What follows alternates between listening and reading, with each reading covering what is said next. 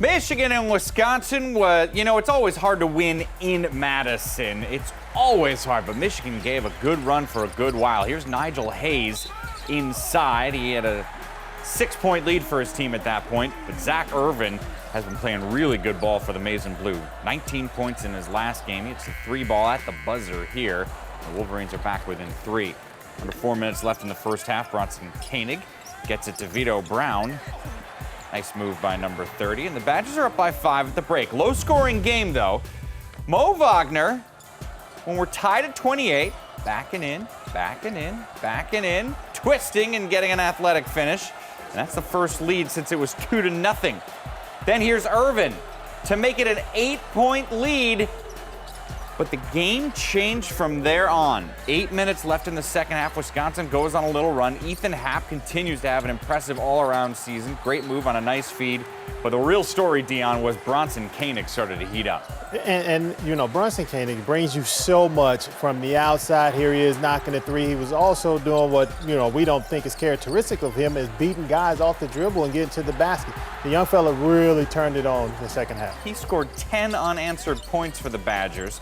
Then Hayes hits a 3-ball. It's a 15-0 run for Wisconsin to give them a lead, but not a comfortable lead. Irvin for 3 in the final 10 seconds makes it a 2-point game.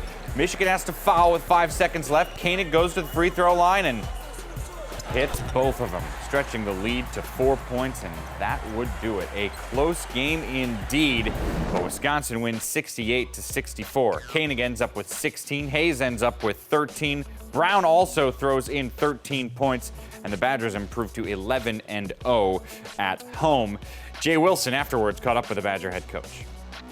Badgers beat Michigan and Greg Gard for the longest time. It was a difficult evening, but a 15-0 run from the 6-minute mark to about the 2-minute mark really changed things. What was the difference in that little run? Well, I think we toughened up a little bit. I thought they were beating us to some 50-50 balls at times. They were a little quicker than we were, more aggressive, and I thought once we got the ball to go in, that seemed to inspire us in other parts of the floor. Defensively, I thought we were pretty good most of the night. We had a few breakdowns, but I thought the intensity level rose a little bit there, and that's what we needed. Obviously, getting to the free throw line helped, to get in the bonus that quick. We had to not give in to how physical they were going to be, and I was happy we didn't flinch in that moment. Was it a frustrating night?